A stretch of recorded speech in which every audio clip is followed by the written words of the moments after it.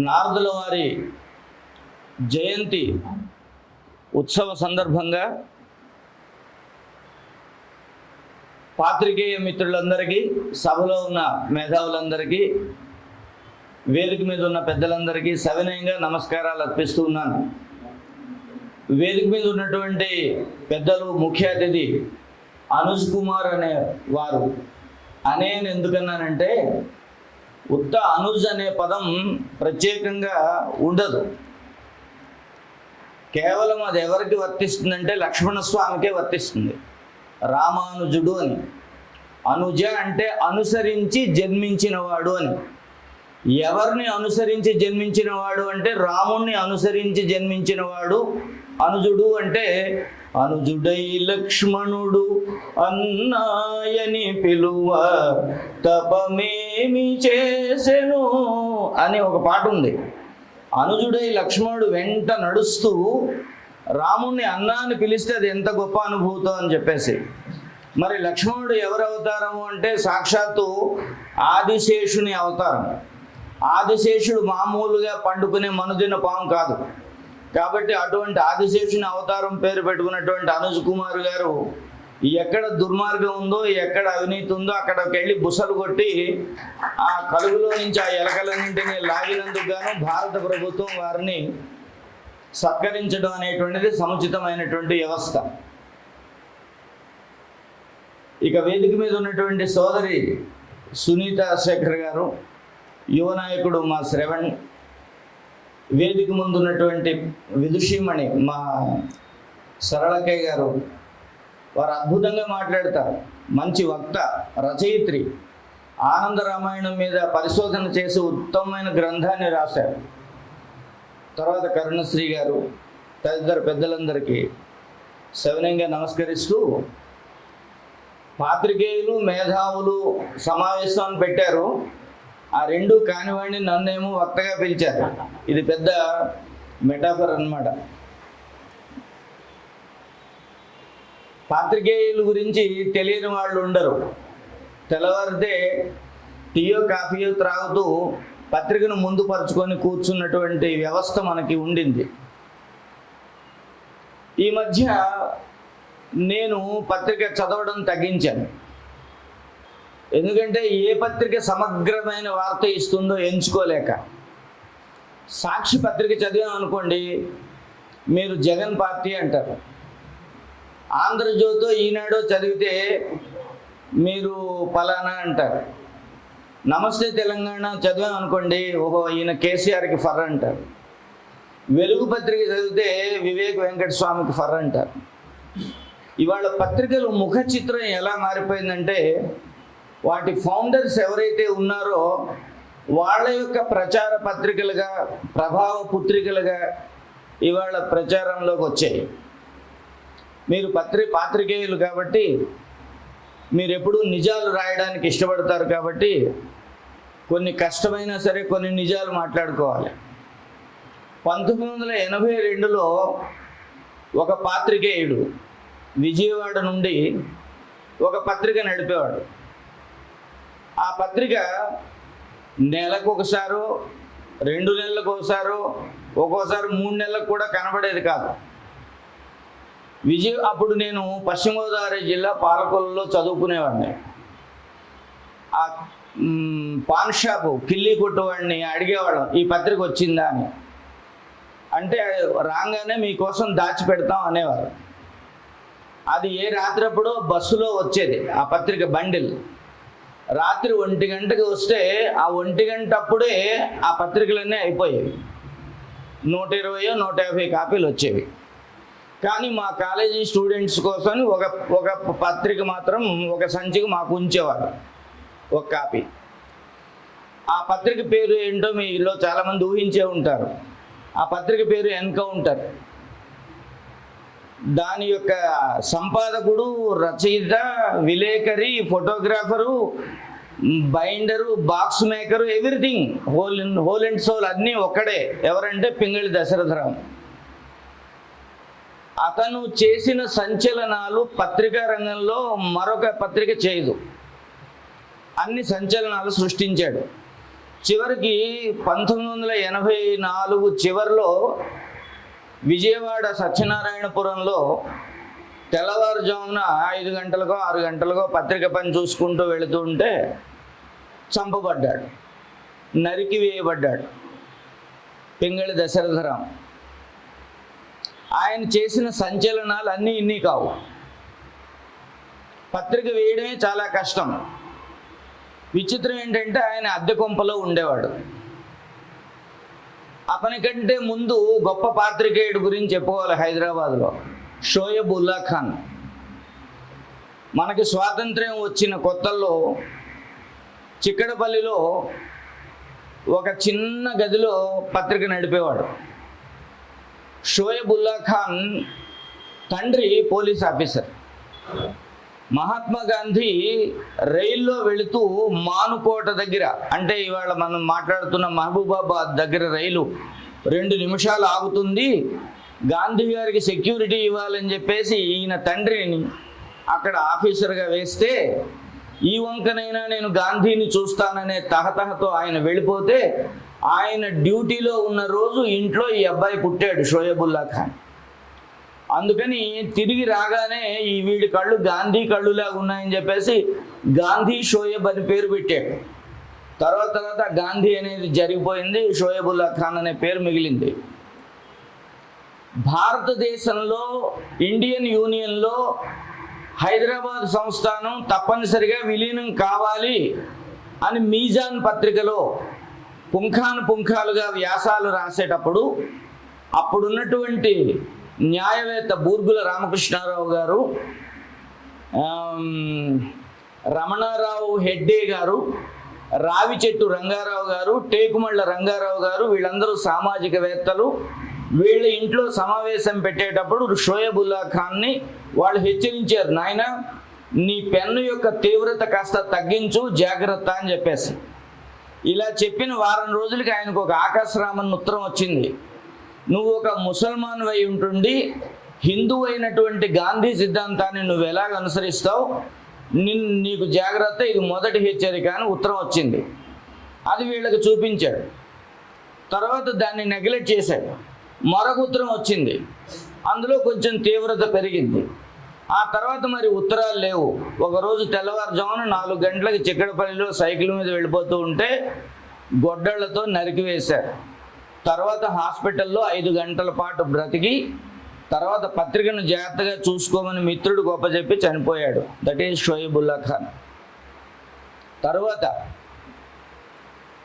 లండన్లో బారిస్టర్ చదివి భారతదేశానికి వచ్చి గొప్ప న్యాయవాదిగా తన వాదనతో కొన్ని కేసుల్ని భారతదేశం కోర్టులోనే కాక ప్రీవీ కౌన్సిల్ వరకు తీసుకెళ్ళి వాదించినటువంటి మంచి మేధావైనటువంటి ఆంధ్రకేసరి టంగుటూరి ప్రకాశం పంతులు గారు ఆ రోజుల్లో సంపాదించినటువంటి ఆస్తుల్లో మొత్తం, అప్పుడు మద్రాసు ఉమ్మడి రాష్ట్రంగా ఉండేది కాబట్టి ఉమ్మడి మద్రాసు రాష్ట్రంలో సుమారు 12 చోట్ల అద్భుతమైనటువంటి బంగళాలతో తన పిల్లల్ని పేటన్ గుర్రాల బండి మీద స్కూల్కి పంపించినటువంటి రిచ్నెస్లో ఉన్నటువంటి ఆయన హఠాత్తుగా మద్రాసు హైకోర్టులో ఉద్యోగం మానేసి బయటకు వచ్చి స్వాతంత్ర ఉద్యమంలోకి వచ్చి ఆయన చేసిన మొట్టమొదటి పని ఏంటి అంటే స్వరాజ్య పత్రికను స్థాపించి మన ప్రజలకి నిజాలు తెలియాలి అనేటువంటి ఉద్దేశంతో స్వరాజ్య పత్రికను నడపటం కోసం తనకున్నటువంటి బంగ్లాలను పొలాలను మొత్తం అమ్మేసి చివరికి చింకి బట్టలు వేసుకొని రైల్వే స్టేషన్లో కూర్చునే స్థితికి వచ్చాడు. ఆయన తర్వాత ఖాసా సుబ్బారావు అనేటువంటి మేధావి స్వరాజ్య పత్రికను కొన్నాళ్ళు కొనసాగించారు. లేటర్ టైంలో ఖాసా సుబ్బారావు ఇండియన్ ఎక్స్ప్రెస్లో కొన్నాళ్ళు పనిచేశాడు.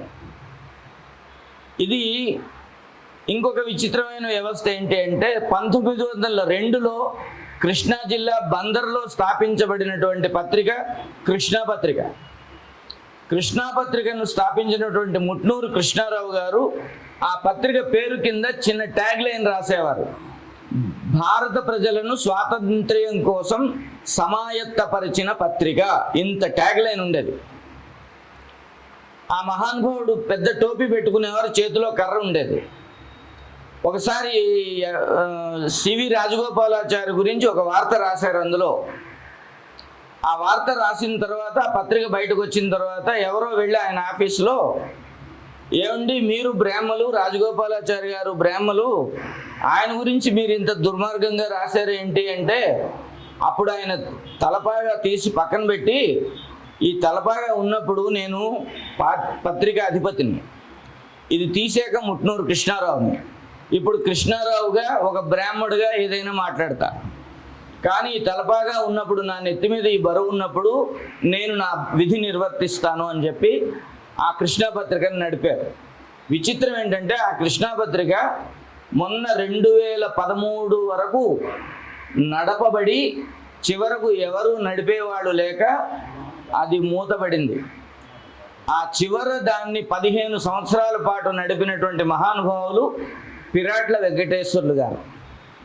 రాష్ట్రీయ స్వయం సేవక్ సంఘ్లో ప్రచారకగా చేసి, ఏబీవీపీ ఆల్ ఇండియా జనరల్ సెక్రటరీగా చేసి, తర్వాత మన ఐడియాలజీ కోసం ఒక పత్రిక ఉండాలి అని చెప్పి పత్రికను నడిపి చాలా ఇబ్బందులు పడి, షుగర్ వ్యాధి వచ్చి ఒక కాలు కూడా సగం తీసివేయబడి ఇబ్బందులు పడి చివరిలో చాలా దీనావస్థలో వెళ్ళిపోయారు.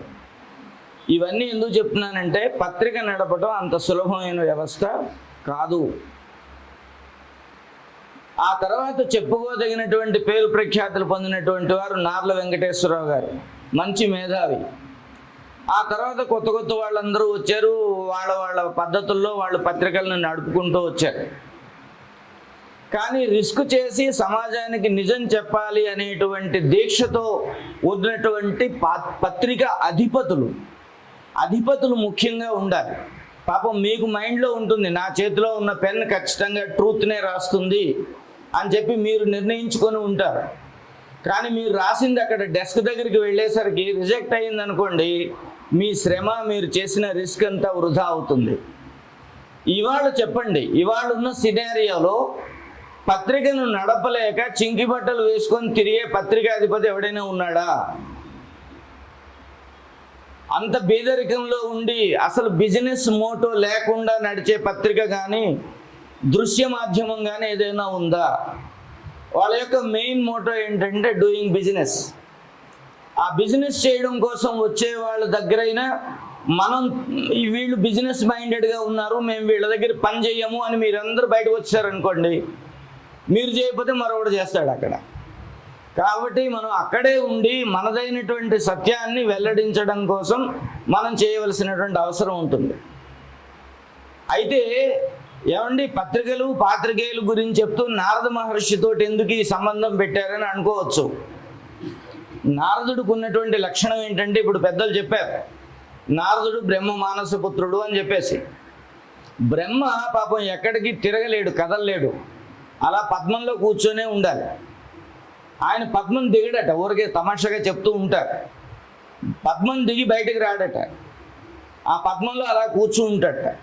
ఆ పద్మం ఎక్కడుంది అంటే నారాయణుడి యొక్క నాభి నుండి ఉంది. నారాయణుడి యొక్క నాభి నుండి ఉన్న పద్మంలో ఉన్న బ్రహ్మ ఆ పద్మం దిగితే ఆయనకు భయం అట, నేను దిగితే ఈ పద్మం ఎక్కడ ముడుచుకుపోతుందో, నా ఇల్లు మూతపడిపోతుందేమో అనే భయంతో ఆయన అందులో కూర్చుంటాట. ఇది ఒక తమాషా అయిన కవి ప్రయోగం.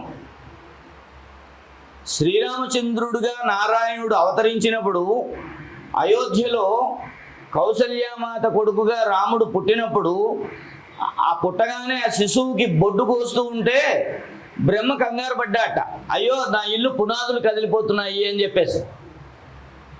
అర్థమైందా? అందుకని నారద మహర్షి ఎవరిని నిరంతరం తలుచుకునేవాడు అంటే తన తండ్రిని తలుచుకునేవాడు. అవడానికి బ్రహ్మ మానసపుత్రుడైనా సరే ఆ బ్రహ్మ యొక్క తండ్రి ఎవరు? నారాయణుడు. కాబట్టి తాతగారిని నిరంతరం తలుచుకునేవాడు, నారాయణ నారాయణ అంటూ. అయితే నారదుడికి కలహ భోజనుడు అనే పేరు వచ్చింది. నిజానికి ఒక విశ్లేషణ ఏంటి అంటే కలహ భోజనుడు కాదు, కలహార భోజనుడు అని పేరట. కలహారము అంటే రాత్రిపూట వికసించే కలువ పువ్వుని కలహారము అంటారు. అర్థమైందా? సరస్సులో పగలంతా సూర్యకాంతికి పద్మాలు వికసిస్తాయి కాబట్టి అబ్బాయి నువ్వు ఇవి భోజనం చెయ్యి అన్నట్ట.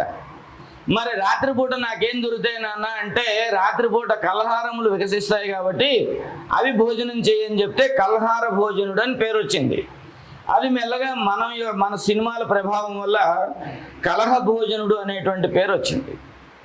సరే, మన సినిమాలు వాటి వ్యవస్థ పక్కన పెడదాం, అదొక రోజు మాట్లాడుకోవచ్చు.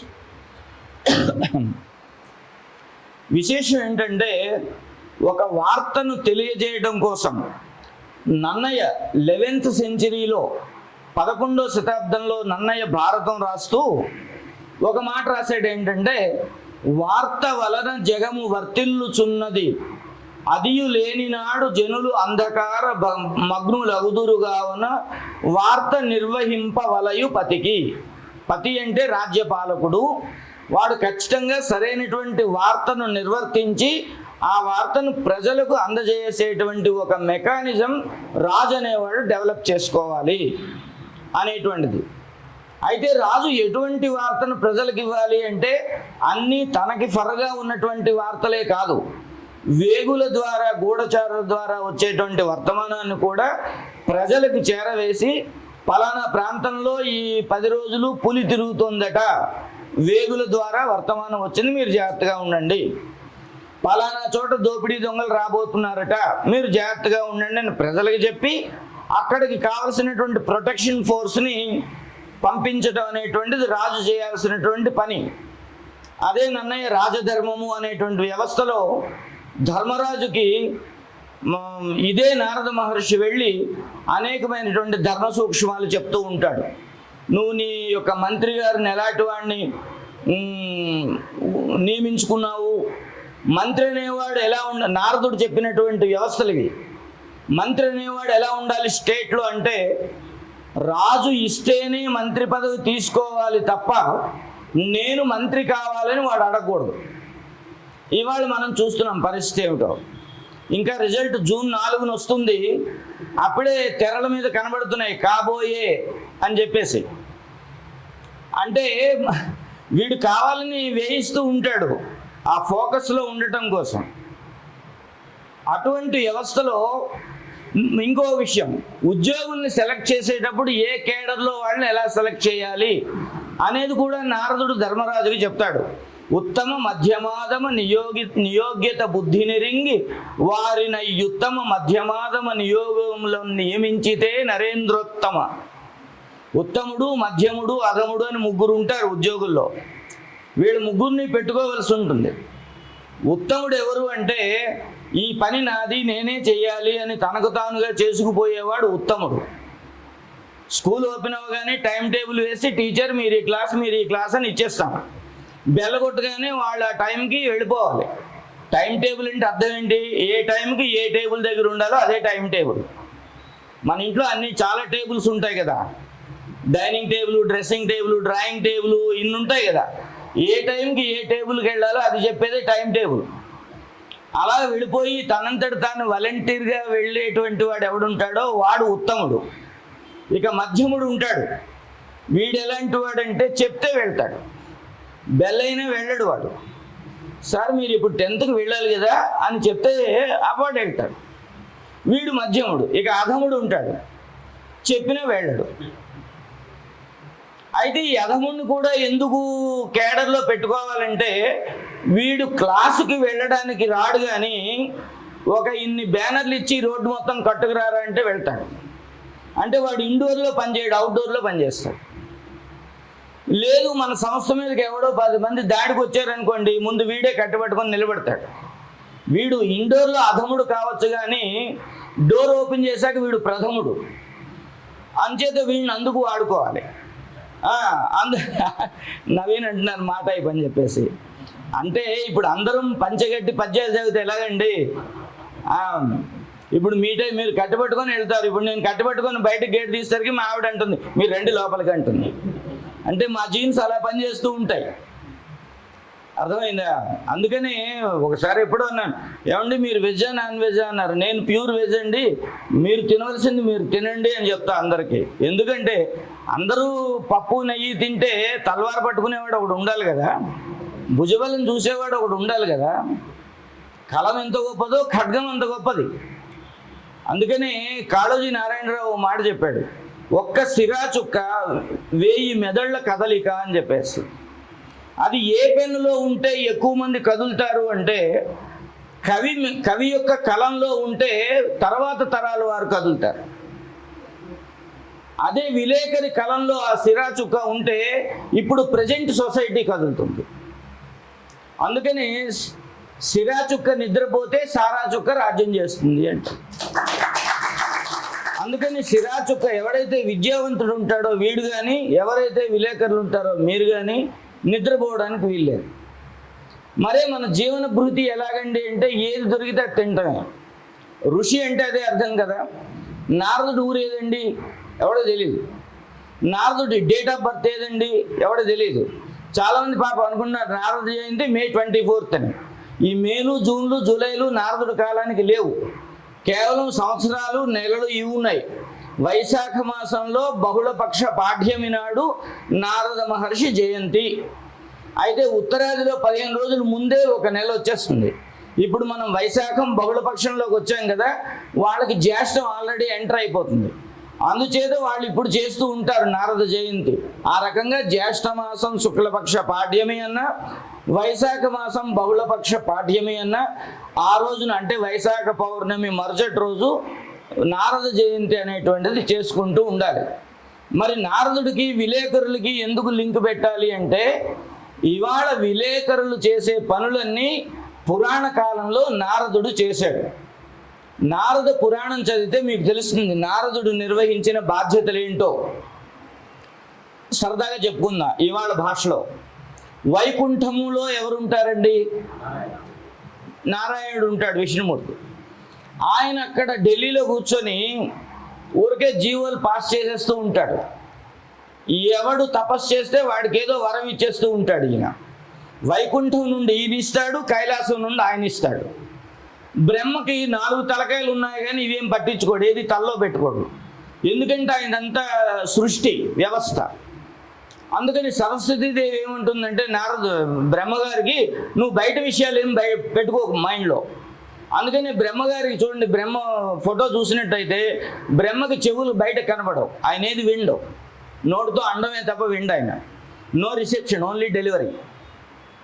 అందుకని మనకు తెలుగులో సామెత వచ్చింది, బ్రహ్మచెవుడు వాడికి వినపడదురా బ్రహ్మచెవుడు అంటారు. బ్రహ్మకున్నంత చెవుడు అనమాట. బ్రహ్మగారికి ఎంత చెవులు విండో అలాగా బ్రహ్మ పని ఏంటంటే అందరివి విన్నాం అనుకోండి, మన పని మనం చేయలేము, వచ్చిన గొడవ అది. అందుకు బ్రహ్మ తన షెడ్యూల్ ప్రకారం సృష్టి నడపడం కోసం బయటవేవి లోనకి ఎక్కించుకోడు ఆయన పెద్దగా. ఇక అటు నారాయణుడు ఉన్నాడు, ఎవడు తపస్సు చేసినా ఆయన డామ్ అని ప్రత్యక్షం అయిపోయి ఆయన వరాలు ఇస్తాడు. ఇవాళ కైలాసంలో ఈయన ఉన్నాడు శివయ్య, ఈయన మరీ తొందర ఎక్కువ. వాడు ఎందుకు అప్లికేషన్ పెట్టాడు, ఈ అప్లికేషన్ యొక్క వెయిటేజ్ ఏమిటి, పర్పస్ ఏంటి, వాడి ఇంటెన్షన్ ఏంటి, ఇవేవి ఆలోచించడు ఆయన. అర్థమైందా? మన చెన్నారెడ్డి గారు ముఖ్యమంత్రి గారు ఉండేవారు, ఆయన దగ్గర ఆయనకు లక్షణం ఉండేదట. ఓ పెద్ద ఆయన చెప్పారు, ఎవరైనా ఒక అప్లికేషన్ పట్టుకొని ఆయన దగ్గరికి పర్మిషన్కి వెళితే ఆఫీస్లో NOT నాట్ పెర్మిటెడ్ అని రాసేవట, నాట్ పెర్మిటెడ్ అని. అంటే వెంటనే నాట్ పెర్మిటెడ్ అని రాస్తే అర్థం ఏంటంటే ఇంటికి వచ్చి కలువు అని అర్థం అట. ఆయన నిజంగా రిజెక్ట్ చేస్తే దాని మీద రిజెక్టెడ్ అని రాసేసేవట.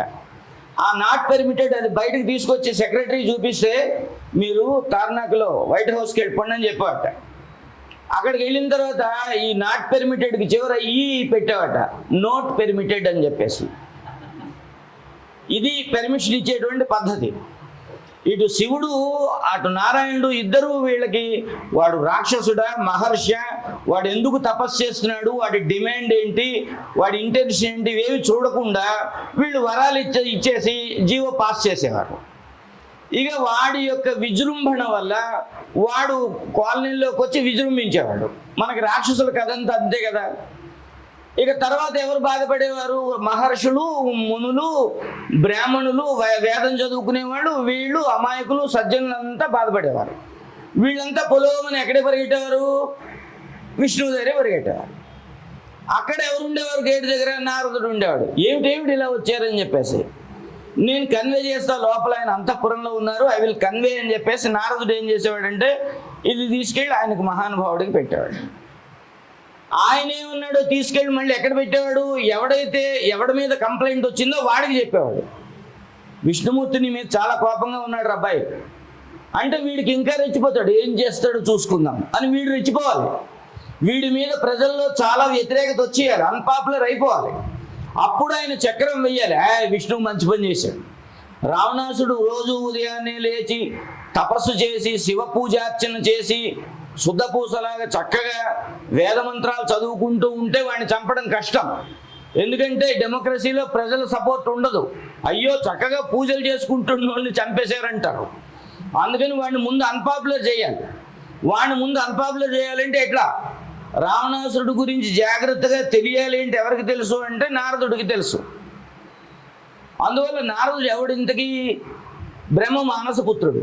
మానసపుత్రుడు అంటే మనస్సులో ఏది ఉందో దాని నుండి పుట్టినటువంటి వాడు. ఇందాక ముందు ఒక ఆయన మాట్లాడారు విల్సన్ అని చెప్పేసి. నిజంగా విల్సన్ అంటే మానసపుత్రుడు అనే అర్థం. విల్ అంటే మనస్సు, దాని నుంచి పుట్టినటువంటి వాడు బ్రహ్మ మానసపుత్రుడు. కంగారు పడకండి, నేను 28 సంవత్సరాలు క్రిస్టియన్ స్కూల్లో క్యాథలిక్ ఫాదర్ల మధ్య పనిచేశా సికింద్రాబాద్లో. కాబట్టి వాళ్ళ టెర్మినాలజీ, వాళ్ళ వ్యవస్థ. జాన్సన్ అనేవాడు, అరే జాన్సన్ ఇందులో హెచ్ ఎందుకు సైలెంట్ ఉందని అడిగేవాడిని సరదాగా. హెచ్ సైలెంట్ అంతే అనేవాడు.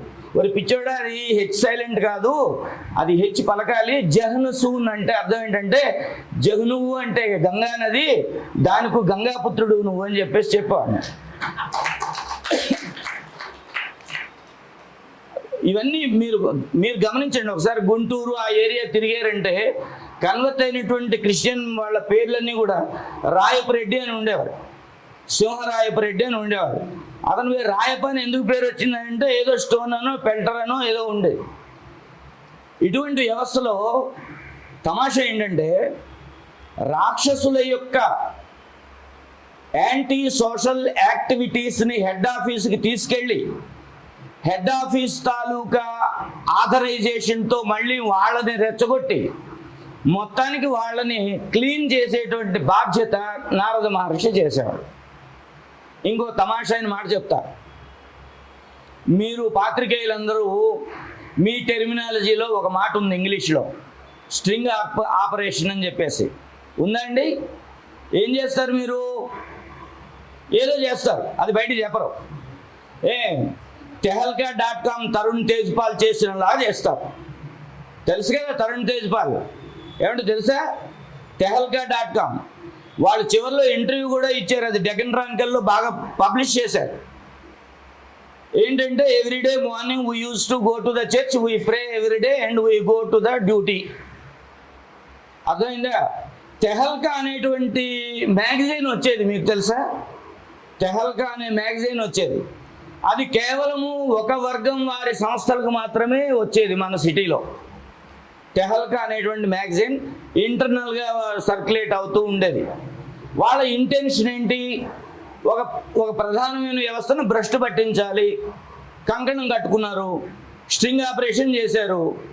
ఎవరు పెద్ద చేప దొరికిపోయింది అంటే బంగారు లక్ష్మణ్ పాపం దొరికిపోయాడు. ఎంత దిక్కుమాల 2 లక్షలు. ఏమండి, ఢిల్లీలో ఒక నేషనల్ పార్టీకి ప్రెసిడెంట్గా ఉన్నవాడికి 2 లక్షలు ఎక్కువ. 2 లక్షలకి ఆయన కకూర్తి పెడతాడా?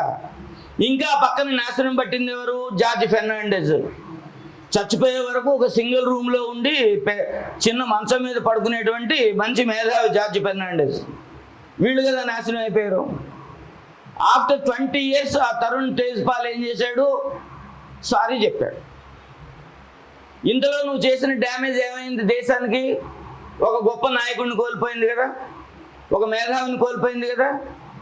ఇది నీ రెస్పాన్సిబిలిటీ కాదా? సోషల్ రెస్పాన్సిబిలిటీ కాదా? సోషల్ రెస్పాన్సిబిలిటీతో నువ్వు చేయాల్సిన స్ట్రింగ్ ఆపరేషన్ ఏమిటి? ఎక్కడ దుర్మార్గం జరిగిందో అక్కడ చేయాలి. ఆ స్ట్రింగ్ ఆపరేషన్ అనే పేరు ఎందుకు వచ్చిందంటే నారద మహర్షి చేసిన ఆపరేషనే. నారద మహర్షి చేతిలో ఏముండేది? వీణ. వీణకి ఏముంటాయి? తీగలు అనకూడదు, ఇంగ్లీష్లో చెప్పాలి. స్ట్రింగ్ ఉంటుంది. ఆ స్ట్రింగ్ ఆపరేషన్ అంటే అక్కడి నుంచి వచ్చింది. అర్థమైందండి?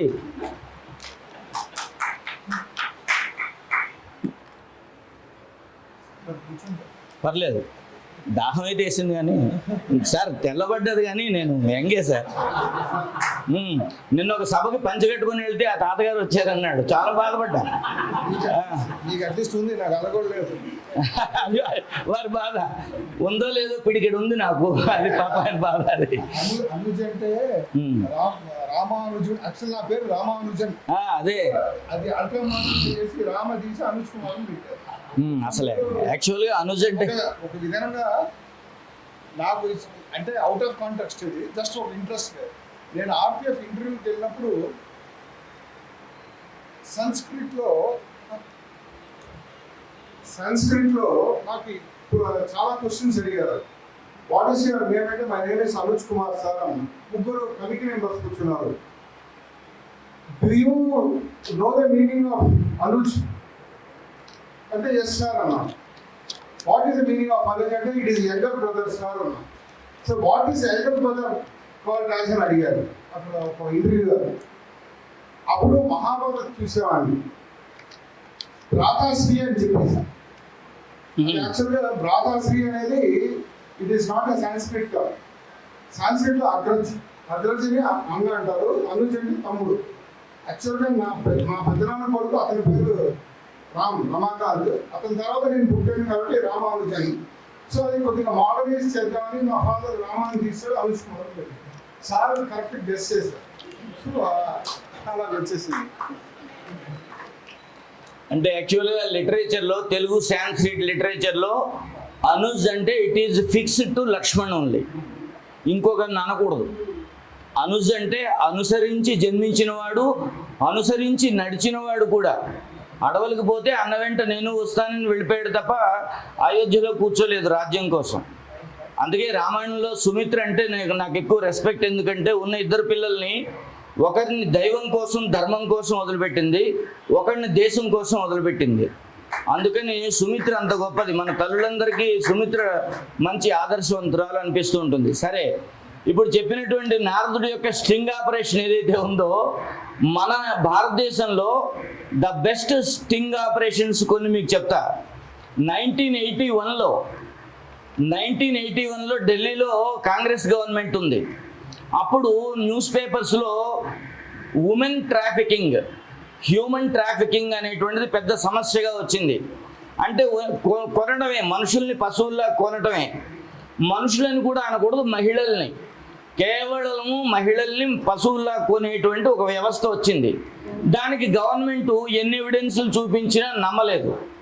అప్పుడు ఒక జర్నలిస్ట్, ఫ్రీలాన్స్ జర్నలిస్టు, ఆయన పేరు అశ్విని షరీన్ అనేటువంటి వ్యక్తి, రిస్క్ చేసి తను ఏ పత్రికలో పనిచేయకుండా వాలంటీర్గా రిస్క్ చేసి, ఎందుకులో పత్రికలో పనిచేస్తే యాజమాన్యం చెప్పినట్టు వినాలి, తను సేకరించిన మెటీరియల్ అంతా యాజమాన్యానికి హ్యాండ్ ఓవర్ చేయాలి. అందుకని తను పత్రికలోంచి రిజైన్ చేసి స్ట్రింగ్ ఆపరేషన్ చేసి 1981లో ఆయన గవర్నమెంట్ లాస్ అన్నింటినీ బ్రేక్ చేసి చివరికి ఆ ట్రాకింగ్లో, ఉమెన్ ట్రాకింగ్లో ఇన్వాల్వ్ అయ్యి, తను కూడా ఒక పార్ట్నర్గా అందులో ఇన్వాల్వ్ అయ్యి స్ట్రింగ్ ఆపరేషన్ చేసి కమల అనేటువంటి ఒక అమ్మాయిని డబ్బులు ఇచ్చి కొని తీసుకెళ్ళి పోలీస్ స్టేషన్లో, కోర్టులో ప్రవేశపెట్టి గవర్నమెంట్కి తన రీసెర్చ్నంతటినీ సరెండర్ చేసి ఆ కుంభకోణం మొత్తాన్ని బయటపెట్టినటువంటి గ్రేట్ జర్నలిస్ట్ అశ్విని షరీన్. అంత రిస్క్ చేశాడు ఆయన. తర్వాత ఆయన మీద చాలా అటాక్స్ జరిగాయి. 82, 83 టైంలో అటాక్స్ జరిగాయి. 83కి వచ్చేసరికి ఢిల్లీ గవర్నమెంట్ బాగా డిస్టర్బ్ అయింది. ఎందుకు డిస్టర్బ్ అయింది అంటే మరొక కుంభకోణం వచ్చేసింది అప్పటికే. ఆ కుంభకోణంలో సిమెంట్ కుంభకోణం వచ్చింది. Maharashtra chief minister AR Antulay, ఈ AR Antulay Maharashtra chief minister చేసినటువంటి కుంభకోణాన్ని Indian Express team Arun Shourie లీడర్షిప్లో వీళ్ళు 6 months కష్టపడి ఆ కుంభకోణం మొత్తాన్ని బయటపెట్టారు. అటువంటి అద్భుతమైనటువంటి సాక్రిఫైస్ చేశారు. తర్వాత వీళ్ళ మీద దాడులు కూడా జరిగాయి. తర్వాత 1987లో గ్రేట్ కుంభకోణం ఏదో తెలుసండి మీకు, బోఫోర్స్ కుంభకోణం. అదే టైంలో సెయింట్ కిట్స్ కుంభకోణం. అప్పుడే ఒక ఆయన పేరు బాగా మారుమోగింది, ఇటలీ మేధావి కత్రోచ్. ఈ మధ్య ఆయన ఏదో మాట్లాడాడు కదా పాపం, పిల్లిగడ్డ వేసుకొని. శామ్ పిట్రోడా ఈయన వేరు, కత్రోచి వేరు. తర్వాత చద్దానో ఎవడో విఎన్ చద్దానో ఒక మేధావి అండి, వాడు కూడా అరెస్ట్, అందులో ఇన్వాల్వ్ అయినటువంటి వాడు, బోఫోర్స్ గన్స్ కొనేటువంటి కుంభకోణంలో.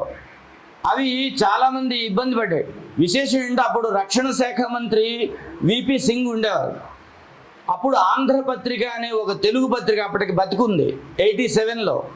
ఒకరోజు వాడు ఫ్రంట్ పేజీలో మెయిన్ హెడ్డింగ్ వేసేసాడు, కాబోయే భారత ప్రధాని విపి సింగ్ అని వేసేసాడు. రాజీవ్ గాంధీ ఆల్రెడీ చైర్లో ఉన్నాడు, కానీ ఆ పత్రిక ఎంత డేరింగ్ అంటే కాబోయే భారత ప్రధాని విపి సింగ్ అని నేను కరెక్ట్గా చెప్పగలుగుతా. దిస్ ఈజ్ 1987 డిసెంబర్లో వేసేసారండి. తర్వాత 89లో విపి సింగ్ ప్రధానమంత్రి అయ్యాడండి. అది ఒక పత్రిక నిష్కల్మషంగా ట్రాన్స్పరెంట్గా పనిచేస్తే ఒక ప్రభుత్వం యొక్క ఫ్యూచర్ని కూడా గెస్ చేయగలుగుతుంది అద్భుతంగా. అటువంటి సత్తా ఉన్నది పత్రికకి. అందుకే వారు చెప్పారు 4th పిల్లర్ అని చెప్పేసి, ఇండియన్ స్ట్రక్చర్లో 4th ఎస్టేట్ అని కూడా అంటూ ఉంటాం. తర్వాత ఇంకొక అద్భుతమైనటువంటి స్కామ్ ఏంటో మనందరినీ కదిలించినటువంటిది షేర్ మార్కెట్లో హర్షద్ మెహతా స్కామ్. హర్షద్ మెహతా స్కామ్ విలువ అప్పట్లో ఎంతో తెలుసండి, 30,000 కోట్లు.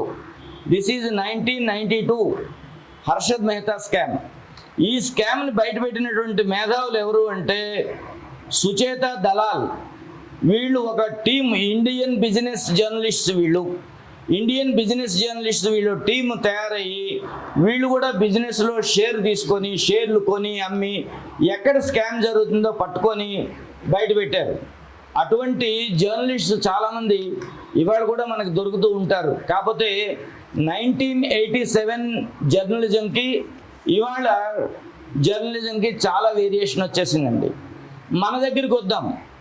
ఇందాకే అడిగాను ఎవరినో, మన మల్కాజ్గిరిలో ఒక పిచ్చోడు ఉండేవాడు, రామ్జీ అని అంటూ ఉండేవారు మీ పాత్రికేయులు, మీలో చాలామంది విన్నరేమో. వాడు మా కాలేజీలో నాకు జూనియర్ పాలకొల్లో. వాడు చదివింది సాంస్క్రిట్ తెలుగు చదువుకున్నాడండి. వాడు రైల్వేలో జాబ్ కొట్టాడు.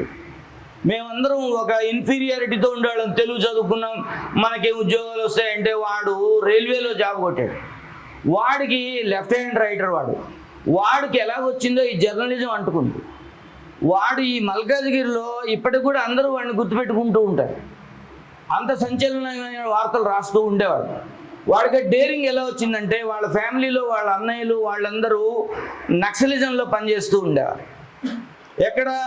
విజయనగరం జిల్లా పార్వతీపురం, గుమ్మలక్ష్మీపురం, దోన్బాయ్ కొండల్లో ఆ హిల్ స్టేషన్స్లో ఉన్నటువంటి ఏజెన్సీలో పనిచేసేవారు. మీరు వినే ఉంటారు, ఒక 4 years బ్యాక్ ఎన్కౌంటర్ అయ్యారు గంటి ప్రసాదం అనేటువంటి నక్సల్ లీడర్. ఆ గంటి ప్రసాదం గారి బ్రదర్ ఈ రామ్జీ.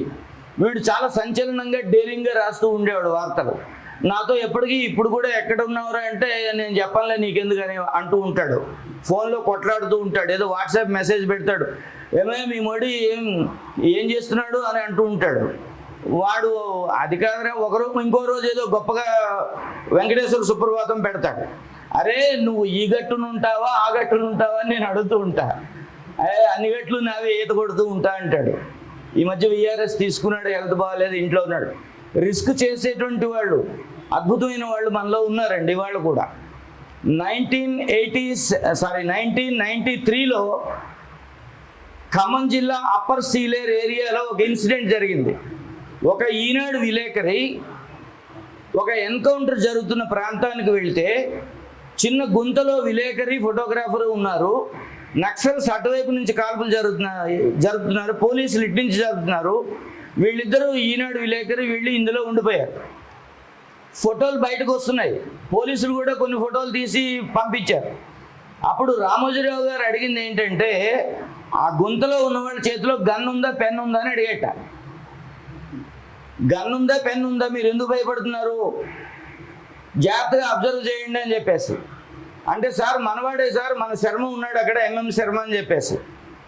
తర్వాత నక్సల్స్కి వీడి మీద సాఫ్ట్ కార్నర్ ఉంది. ఎందుకంటే వీడు వార్తలు రాసేటప్పుడు నక్సల్స్ చేసేటువంటి పాజిటివ్ యాక్టివిటీస్ అన్నీ ఫోకస్ చేశాడు. వాళ్ళు ఏజెన్సీలో ఎక్కడెక్కడ సరే ఏజెన్సీలో దోపిడీ వ్యవస్థ ఎలా ఉండేది అనేది మాకు తెలుసు, అనుభవం.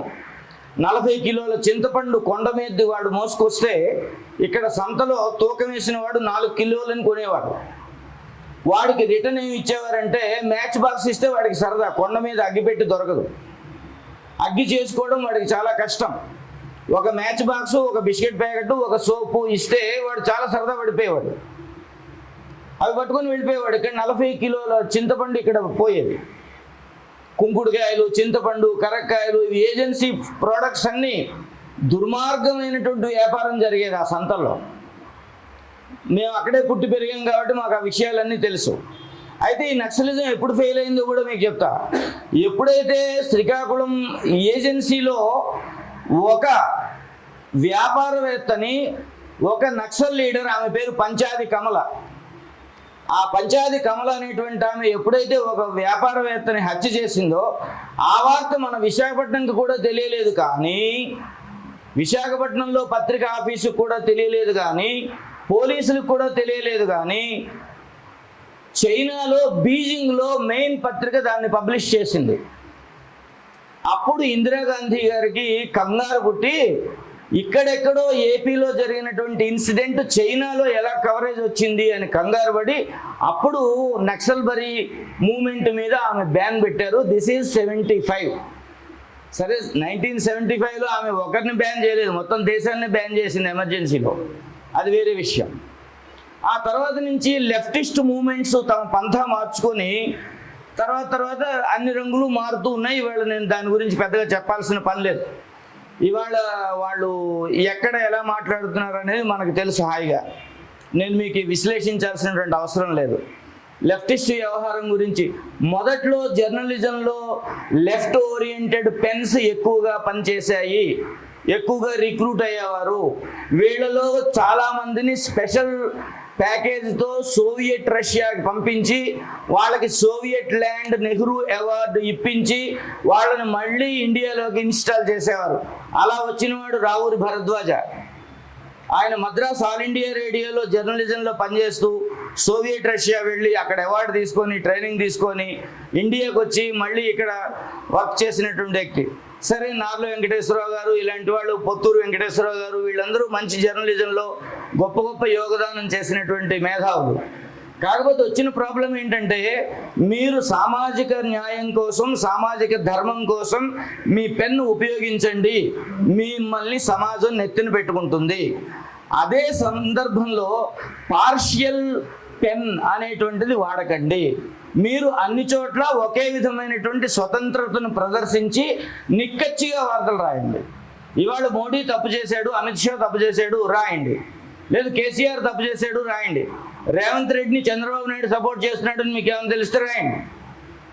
ఇదేదో టీ స్టాల్లోని పార్లర్లో కూర్చొని మాట్లాడేది కాదు. ఇప్పుడు మా పోటీగాళ్ళం 100 మాట్లాడేవచ్చు, కానీ మీరు ఒక్క మాట రాస్తే అది చాలా అథెంటిక్, ఇదిగో పేపర్లో వచ్చిందని చెప్పేసి. అందుచేత మీ మాటకు అంత బలం ఉంది కాబట్టి, అంత పదును ఉంది కాబట్టి ఖచ్చితమైనటువంటి విలువలను పాటిస్తూ ఒక మాటను ప్రజలకు అందించండి. అలా అందిస్తే పాత్రికేయులు అనేటువంటి వ్యవస్థ మళ్ళీ బలం పుంజుకుంటుంది. చాలా అద్భుతమైనటువంటి వ్యవస్థలో నిర్మాణం జరుగుతుంది. మనం అందరం కలిసి అద్భుతమైనటువంటి డెమోక్రటిక్ వాల్యూస్ని రక్షించుకునే వాళ్ళం అవుతాం. ఆ డెమోక్రటిక్ వాల్యూస్ లేకపోతే చాలా కష్టం. ధర్మం విషయంలో కూడా ఒక రిలీజియన్కి పక్షం వహిస్తూ ఒక రిలీజియన్ని మాత్రమే టార్గెట్ చేసేటువంటి వార్తలు రాస్తే ఇంకా పైన సహించే వ్యవస్థ లేదు. మీకు ఒక ఉదాహరణ చెప్తాను, నేను నా ఆవేశాన్ని అర్థం చేసుకోండి. కరోనా సమయంలో మర్కజ్ అనేటువంటి ప్రాంతం నుండి కొంతమంది సమావేశానికి అటెండ్ అయ్యి వాళ్ళు అనేక ప్రాంతాలకి డిస్ట్రిబ్యూట్ అయ్యారు. అర్థమైందా? అలాగ వచ్చినటువంటి ఒక వ్యక్తి కరీంనగర్లో దిగితే ఆ వ్యక్తి పేరు ఒక పత్రిక ఏమని రాసిందండి, మర్కజ్ రవి అని రాసింది. రవి, సూర్యనారాయణమూర్తి, నవీను, అనుజ్ కుమారు, సునీత గారు, ఈ పేర్లు ఉన్నవాళ్ళు మర్కజ్కి వెళ్ళి నమాజ్ చేస్తారా అండి? రవి అనేవాడు నమాజ్ చేసేటువంటి పేరా? నేనైతే చాలామందికి ఫోన్లు చేశా, ప్లీజ్ మీడియా మిత్రులకు చాలామందికి ఫోన్ చేశా. ఎవరు ఆ ఈనాడు పేపర్లో ఆ డెస్క్లో పనిచేసిన విలేకరు ఎవడు? Let us trace out it. Why do you target one religion? నిజం రాయి, నీకు దమ్ముంటే. అక్కడ ఎవడు నవాజా, షరీఫా, ఎవడొచ్చాడో వాడి పేరు రాయి. Why are scaring about? ఇటువంటి జర్నలిజాన్ని సహించేటువంటి వ్యవస్థ ఇక పైన ఉండదు. సమాజం జాగృతం అవుతుంది. నిజం రాయండి. సూర్యనారాయణమూర్తి తప్పు చేశాడు, ఎస్ నిజం రాయండి. మరొకటి తప్పు చేశాడు, క్లియర్ కట్గా రాయండి, నిర్భయంగా రాయండి, ఇబ్బంది లేదు. కానీ ఈ టైప్ ఆఫ్ జర్నలిజంని ప్రజలు అసహించుకుంటున్నారు. ఇవాళ పత్రికల టర్న్ ఓవర్ మీకు తెలిసిపోతుంది కదా, నేను చెప్పక్కర్లేదు. పేపర్ బాయ్ని అడిగితే తెలుస్తుంది, జనరల్ మేనేజర్ని అడగక్కర్లేదు. పేపర్ బాయ్ దగ్గరికి వెళ్ళి ఈసీఎల్ చౌరస్తాలో పేపర్ బాయ్ అక్కడ తెల్లవారుజామున పాంప్లెట్లు పెడతారు కదా, వాళ్ళ దగ్గరికి వెళ్ళి నాన్న ఏ పేపర్ ఎన్ని కాపీలు వస్తున్నాయి, ఎన్ని వేస్తున్నాయి అంటే వాడు చెప్పేస్తాడు. ఒక రామోజీరావు గారో రాధాకృష్ణ గారో లేకపోతే ఇంకోరో చెప్పక్కర్లేదు, తెలిసిపోతుంది పేపర్ టర్న్ ఓవర్. ఇవాళ ఏమైంది, ఇన్నాళ్ళు ప్రింట్ అయ్యాక అమ్ముడు పోయేది పత్రిక, ఇప్పుడు ముందే అమ్ముడు పోయి ప్రింట్ అవుతుంది. ముందు రోజు రాత్రే అమ్ముడు పోతుంది ఏదో పార్టీకి, అమ్ముడు పోయి ఫ్రంట్ లైన్ ప్రింట్ అవుతుంది. ప్రింట్ అయ్యాక అమ్ముడు పోయి. ఒకసారి ఎంబీఏ స్టూడెంట్కి ఒక ప్రశ్న వేశారు ఆంధ్ర యూనివర్సిటీలో. ఎంబీఏ స్టూడెంట్కి ఏం ప్రశ్న అంటే, వాడు మార్కెటింగ్లో student, what is the product produce అయిన వెంటనే 2 అవర్స్లోగా ల్యాప్స్ అయిపోతుంది. What is the product? వీళ్ళు మిర్చి బజ్జీలా ఇడ్లీలా అని చెప్పేది. వీడు అర్థమైందా? ఆ వస్తువు తయారైన 2 గంటల్లో దాని వాల్యూ పడిపోతుంది. ఏంటి ఆ ప్రోడక్ట్ అంటే, that is news paper. News paper మీకు వేలాడగట్టం మీద మార్నింగ్ 8, 9లోగా అమ్ముడుపోవాలి. మీరు షాప్కి వెళ్ళి అడగండి పేపర్లు ఉన్నాయో లేదంటే లేవంటాడు. అది 10 తర్వాత ఇంకా వేలాడుతుందంటే అది ఇంకెవడు కొండవు, వేస్ట్ పేపర్ అది. అందుకని న్యూస్ పేపర్కి అంత బలం ఉంది. దాన్ని నిలబెట్టుకునేటువంటి వ్యవస్థలో ఇంపార్షియల్ ఇంపార్టెంట్ పెర్ఫార్మెన్స్ ఉంటేనే దాన్ని వాళ్ళు నెత్తిపెట్టుకుంటారు, లేకపోతే వెనకబడిపోవాల్సిందే. ఇవాళ ఛాలెంజెస్ ఎక్కువ వచ్చేసాయి. బద్రీనాథ్ దగ్గర హెలికాప్టర్ గిరగిరా తిరిగి ల్యాండ్ అయింది అనేటువంటి వార్త ఇవాళ టీవీలో వచ్చింది, నిన్న నాకు సెల్ ఫోన్లో వచ్చింది. టీవీలో వాడు కూడా సెల్ ఫోన్లోనే చూపిస్తున్నాడు. ఇవాళ మీ చేతిలో మీ భుజం మీదనే ఒకప్పుడు కెమెరా ఉండేది, ఇవాళ ప్రతి ఒక్కరి చేతిలో కెమెరా ఉంది. అందుచేత చాలా బలమైనటువంటి నిష్పాక్షికమైనటువంటి పాత్రికేయత్వం నిర్వహిస్తే మనం సర్వైవ్ అవుతాం. మీతో పాటు డెమోక్రసీ సర్వైవ్ అవుతుంది. అల్టిమేట్లీ డెమోక్రసీ సర్వైవ్ కావాలి. Irrespect of religion, irrespect of caste, you please give pure transparent news to the society. People will trust you and they will entrust some noble job to you. ఒక అద్భుతమైనటువంటి పనిని మీకు అప్పగిస్తారు సమాజం. అటువంటి వ్యవస్థలో you take the help of some intellectual crowd. ఇవాళ పాత్రికేయులు అధ్యయనం చేయాల్సినటువంటి అవసరం ఉంది, రిఫరెన్సెస్ తీసుకోవాల్సిన అవసరం ఉంది. ఇన్ని తీసుకొని మీరు వార్తను ప్రజెంట్ చేస్తే చాలా అద్భుతంగా ఉంటుంది. అటువంటి వ్యవస్థలో ఇంకొక విషయం చెప్పి నేను ముగిస్తానండి. పాత్రికేయుల్ని కరప్ట్ చేసేటువంటి వాళ్ళు పబ్లికే. నేను చిక్కడపల్లి త్యాగరాజు గాన సభలో ఒక మీటింగ్ పెడతా. అక్కడ డాక్టర్ సి నారాయణ రెడ్డి గారు చీఫ్ గెస్ట్గా వస్తారు. ఆయన నాకు షాల్ కప్పి సన్మానం చేస్తారు, నా ఫోటో తీయిస్తా. వెంటనే రేపు పేపర్లో రావాలి, ఇది నా సరదా. అందుకని ఏం చేస్తా, అక్కడ పాత్రికేయులను పిలుస్తా, నోట్స్ రాసేస్తా, రాసి ఫోటో కాపీ దానిలో ఏదో నోట్ పెట్టేసి ఇచ్చేస్తా. అక్కడ మా మిత్రులు ఉన్నారు కొంతమంది, జనార్దన్ రావు గారు, ఇంకెవరెవరెవరు, వాళ్ళకి ఇచ్చేస్తాం. అంటే వాళ్ళు అంటారు, మూర్తి గారు మీరు పైసలు ఇవ్వడం ఏంటండి, మేము వేస్తాం కదా అంటారు. లేదు ఉంచండి ఛాయ్ తాగండి నేనే అంటారు. ఎందుకంటే నా అవసరం నాది. రేపు ఏం చేయాలి, నేను ఆ పేపర్ కటింగ్ తీసుకోవాలి, దాన్ని జాగ్రత్తగా అతకబెట్టుకోవాలి, మా ఫ్రెండ్స్ చూపించాలి. అరే మూర్తి నీ ఫోటో నీ ఫేస్ పేపర్లో వచ్చింది అని వాడు నన్ను మెచ్చుకోవాలి, నా మార్కెట్ పెరగాలి, నా సరదా నాకు ఉంటుంది. అందుకని ప్రజలే మిమ్మల్ని కరప్ట్ వైపు లాగుతారు. దయచేసి మడిగట్టుకుని ఉండండి. మీకు వచ్చింది ఇందాక వారు చెప్పారు కదా, మీరు కాకరకాయ విత్తనాలు నాటుతారా, మామిడి పండు టెంకలు నాటుతారా, మీ ఇష్టం. If you want to enjoy mango fruit you please so the same అని మీకు మనవి చేసుకుంటూ, ఒక విద్యావేత్తగా 34 సంవత్సరాలు విద్యార్థులతో పాఠం చెప్పిన వ్యక్తిగా, ఎప్పుడైనా మీరు పాఠశాలల వైపు వెళ్ళి ఏదో సమస్య వచ్చినప్పుడు వెళ్ళకండి. పిల్లలు ఎలా చదువుతున్నారు, చదువులు ఎలా ఉన్నాయి, దాని గురించినటువంటి వార్తలు వేస్తూ ఉండండి. సమాజం ఆటోమేటిక్గా బాగవుతుంది. ఏదో సమస్య వచ్చినప్పుడు ఇగో మీకు నేను సీజన్ చెప్పేస్తా, రేపు జూన్లో స్కూల్స్ ఓపెన్ అవుతాయి, వెంటనే ఒక ఎస్ఎఫ్ఐ వాళ్ళు ఏబీవీపీ వాళ్ళు వస్తారు, ఫీజులు ఎక్కువ ఉన్నాయి మీరు బంద్ చేయాలి అంటాడు. ఫీజులు ఎక్కువ ఉన్నాయి మీరు బంద్ చేయాలి స్కూల్ అంటాడు. ఇక మేము చచ్చినట్టుగా ఓకే ఓకే మేము బంద్ చేసేస్తాం. ఎందుకంటే మాది చిన్న బుజ్జి స్కూల్స్ మావి. మా పిల్లలందరూ ఎవరంటే కూరగాయలు అమ్మిన వాళ్ళు, ఆటో డ్రైవర్ల పిల్లలు, రోడ్లు ఊడ్చే పిల్లలు, చెత్తబండి నడిపే పిల్లలు మా స్టూడెంట్స్. మేము ఇప్పుడు నారాయణ చైతన్య లాంటి కాలేజీలకు వెళ్ళారు అనుకోండి, వాళ్ళు కమాన్ లెటర్స్ హ్యావ్ టీ అంటాడు, వాడు క్యాబిన్లో కూర్చోబెడతాడు. అక్కడ ఏం గడబడి జరుగుతుందో మనకు తెలియదు, వాడు కాలేజీ నడుస్తుంది. మన నేరేడుమెట్లో రవీంద్ర భారతి స్కూల్ అమ్మాయి సూసైడ్ చేసుకుంటే నాకు చాలా బాధేసింది. ఆ ప్రిన్సిపల్ జైల్లో పెడితే ఆవిడ లేడీ పాపం, ఆవిడకి సపోర్ట్ లేదు. అమ్మాయి సూసైడ్ చేసుకున్నది ఇంటి దగ్గర, సూసైడ్ చేసుకున్న రోజు ఆమె స్కూల్కి రాలేదు. చివరికి ఏం బనాయించారంటే ఫీజు అడిగారు కాబట్టి సూసైడ్ చేసుకుంది. నాకు చెప్పండి, ఫీజు అడగకుండా ఎలా నడపాలి స్కూలు? ఎవరైనా టీచర్ని జీతం అక్కర్లేదని రమ్మనండి, నేను ఫీజు తీసుకోకుండా స్కూల్ నడు ఎట్లా? అందుకే నేను మాట ఏమంటానంటే, చట్టములు సాలెగూళ్ళు. నండూరు రామకృష్ణమాచార్యులు గారు రాశారు పద్యం, చట్టములు సాలెగూళ్ళు, ఈగలు మాత్రమే పడతాయి ఏనుగులు పోతాయి. అర్థమైందా? ఈగల్నే పట్టుకోగలుగుతున్నాయి చట్టాలు, ఏనుగులను వదిలిపెట్టేస్తున్నాయి. ఈ విషయంలో పాత్రికేయులు ధ్యానం వహించి ఏనుగుల్ని ఎట్లా బంధించాలి అనేటువంటి ఆలోచన చేయండి. విద్యా విధానాన్ని నిలబెట్టడానికి ప్రయత్నం చేయండి. మీ కళను అందుకోసం ఉపయోగించండి. వాళ్ళు తెలుగు చచ్చిపోయింది అంటున్నారు కదా, అసలు 10th క్లాస్ అయిపోయాక ఇంటర్మీడియట్ స్థాయిలో తెలుగుని నాశనం చేసినవే పెద్ద కాలేజీలు, కార్పొరేట్ కాలేజీలు. తెలుగు సబ్జెక్ట్ లేదు అక్కడ. ముందు ఆ కాలేజీలు చెవులు పట్టుకొని మీ దగ్గర తెలుగు పెట్టండి అని చెప్పేటువంటి ముఖ్యమంత్రి ఎవరైనా వస్తే అప్పుడు అన్నీ బాగుపడతాయి. ఒక తెలుగునే కాదు నేను చెప్తున్నది, వాల్యూ బేస్డ్ ఎడ్యుకేషన్ ఎక్కడ చెప్తున్నాం? ఇవాళ అనుజ్ కుమార్ లాంటి సిన్సియర్ ఆఫీసర్ని మనం తయారు చేయగలమా? ఇన్నాళ్ళు టిఫిన్ డబ్బా పెట్టి స్కూల్కి పంపిస్తే నీకు పెట్టినవి ఏమన్నా ఉంటే, ఒరే మీ ఫ్రెండ్ కూడా ఇవి నీకు మీ ఫ్రెండ్కి అని చెప్పే తల్లి. ఇప్పుడు ఏముంటుంది, ఎవరికి ఇవ్వకు నువ్వే తిను